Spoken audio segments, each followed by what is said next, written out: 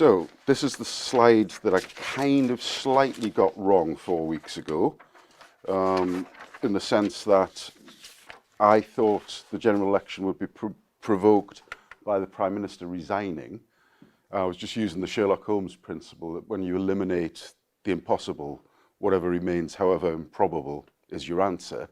I didn't envisage the Lib Dems and the SNP jumping ship at the weekend and deciding to back a vote for a general election, but I've always thought the first stage in this kind of saga would be a general election, and that looks like it's going to happen.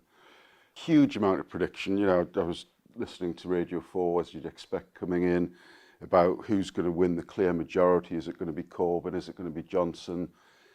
I don't think it's going to be anyone. I think the way the system works now, we're heading for another hung parliament, and the question is what coalition and who. So I'm not sure that you'll actually get an a standard prime ministerial appointment. I think it might be more likely a government of national unity with a caretaker prime minister. So you might see Ken Clarke as the father of the house, you might see Harriet Harman, although she's kind of one of the front runners to be the speaker now, so we'll see. But I think basically we'll have somebody that hasn't got political ambition taking over this while they sort out what the coalition looks like.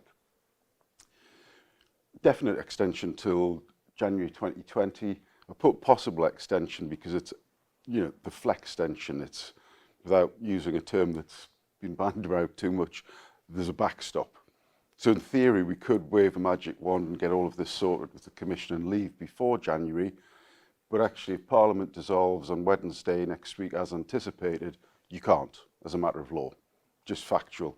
Parliament will be prorogued for 44 days. There's no way we can pass legislation to deal with this. So I think the chances of sorting this out in 4 weeks are slim. And that's probably an understatement. So you're probably looking at another further extension. But then I think the balance tips. I think the balance tips towards the Commission. January 2020 is the start of the next multi-annual assessment of the Commission. So they work in 7-year budgetary periods. And what they have to do is calculate the contribution of all 28 countries, the rebates, where the areas of intensity are, and how much basically everybody's going to be paying in, getting back by way of European structural investment funds. That's pretty complicated. So I think for us to turn up at the start of that period and say, can we have another 3 months? I know we've had 2 3-month extensions and kind of not really done very much with them, but honestly, this time we're going to really try hard. I think the Commission's going to turn around and say, go away for at least a year, possibly 2 years, and sort yourselves out. We've actually got 27 of the member states to run, and this is taking up too much time. So please go away and do this properly.